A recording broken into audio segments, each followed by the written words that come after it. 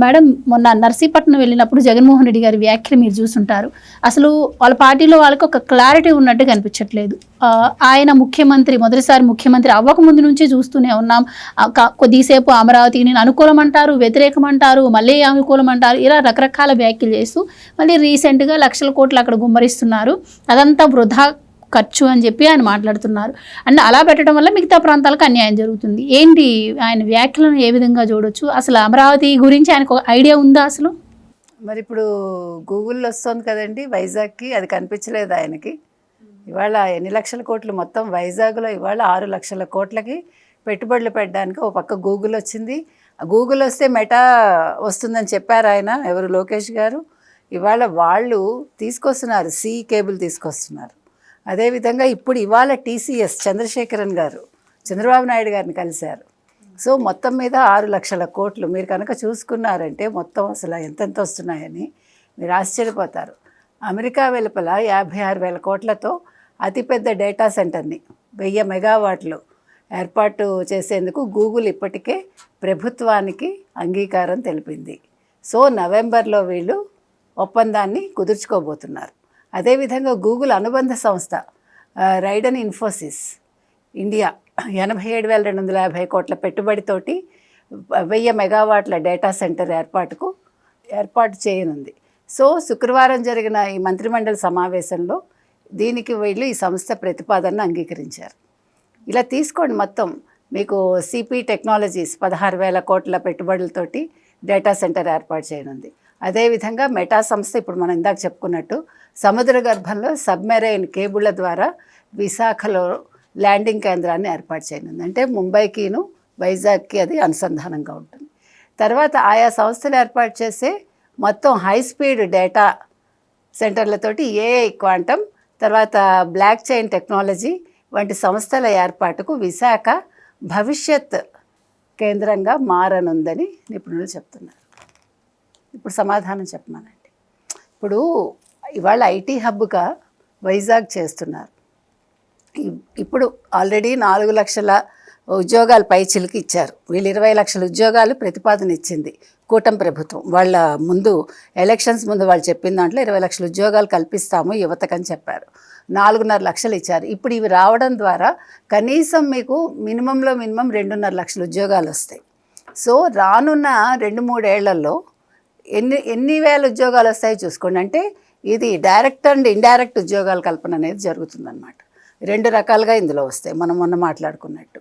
So ఏ రకంగా చూసినా ఇవాళ వైజాగ్ అనేది ఒక ఐటీ హబ్ అయితే, మీకు రాయలసీమ తీసుకుంటే రాయలసీమలో మీకు కార్ల ఫ్యాక్టరీ వస్తుంది, ఇంకా చాలా వస్తున్నాయి అక్కడ కూడా. సో ఎక్కడికక్కడ వికేంద్రీకరించి మీకు పరిశ్రమలు అనేవి, మీకు అమరావతి ఒకటే డెవలప్ అవడం అనేది జరగట్లా.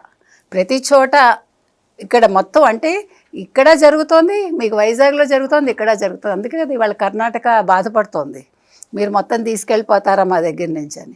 ఇవాళ ఎందుకు ఇన్ని సమస్యలు ముందుకు వస్తున్నాయి? ఒక గూగుల్ రావడం ద్వారా ఇవాళ ఇన్ని టెక్నాలజీ సంస్థలు ఎందుకు వస్తున్నాయి?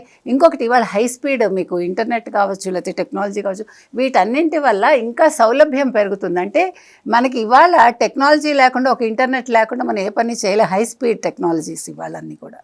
సో ఇవాళ లోకేష్ గారు తీసుకునే నిర్ణయాల వల్ల ఇవాళ కర్ణాటక భయపడుతోంది, మొత్తం ఇవన్నీ కూడా ఇక్కడికి వచ్చేస్తాయా? ఇవాళ వైజాగ్ ఎందుకు అందరి కళ్ళు వైజాగ్ మీద ఉన్నాయి అంటే, ముఖ్యంగా మనకి ఇవాళ ఎన్ని ఎకరాలైనా ఇవ్వడానికి మన దగ్గర భూమి ఉంది, ప్లస్ మనకి కోస్తా తీరం ఉంది, ప్లస్ మనకి సముద్రం ఉంది.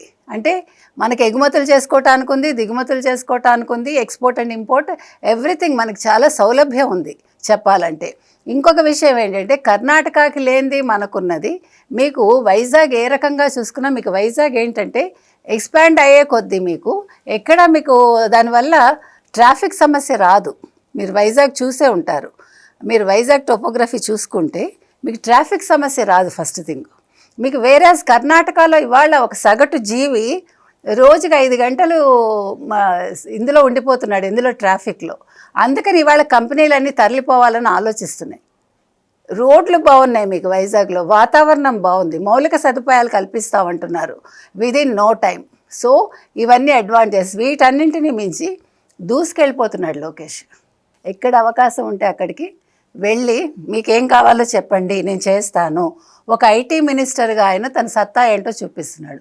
సో ఇప్పుడు చెప్పమానండి జగన్మోహన్ రెడ్డి అంటే. జగన్మోహన్ రెడ్డి మాట్లాడేది ఏంటంటే, ఇవాళ వైజాగ్ యాక్చువల్గా నేను ఒక రిషికొండ ప్యాలెస్ కట్టుకున్నాను, నేను వైజాగ్లో నేను ఒక రాజధాని పెట్టాలనుకున్నాను, కానీ వీళ్ళు అమరావతిని రాజధానిగా చేస్తూ అమరావతిని డెవలప్ చేస్తూ ఇవాళ ఇన్ని తీసుకొస్తున్నారు అని ఏడుపుతోటి ఆయన ఆ రకంగా మాట్లాడుతున్నాడు. ఇవన్నీ కూడా డైవర్షన్ పాలిటిక్స్ తప్ప జగన్మోహన్ రెడ్డి చేసేది ఏం లేదండి. నిన్న యాక్చువల్గా మెడికల్ కాలేజెస్ గురించి ఆయన మాట్లాడడానికి ఏముంది? ఒక మొండిగోడల దగ్గర నిల్చుని ఒక కలర్ ఫోటో చూపించి నేను కట్టించుంటే ఇలా ఉండేది అన్నాడు కదా, అదే విధంగా ఉంటుంది ఆయన మాటలు కూడా. అందుకని ఆయన మాటలు తీసుకుని ఎవడో ఆలోచించక్కర్లేదండి. ఇవాళ యూత్ చాలా సంతోషంగా ఉంది. చెప్పాలంటే అసలు ఆంధ్రప్రదేశ్ ఐటీ హబ్గా ఈ 2029 నాటికి అయిపోతుందండి. విజన్ 29 అనేది మన లోకేష్ గారి ఆలోచన మనకు అనిపిస్తోంది. కాబట్టి ఇవాళ చంద్రబాబు నాయుడు గారి విజన్ని మించి విజన్ అందుకుంటున్న యువ ఏమనాలి ఐటీ మినిస్టర్ లోకేష్ అని మనం చెప్పచ్చు. Please subscribe to Leo news for more videos.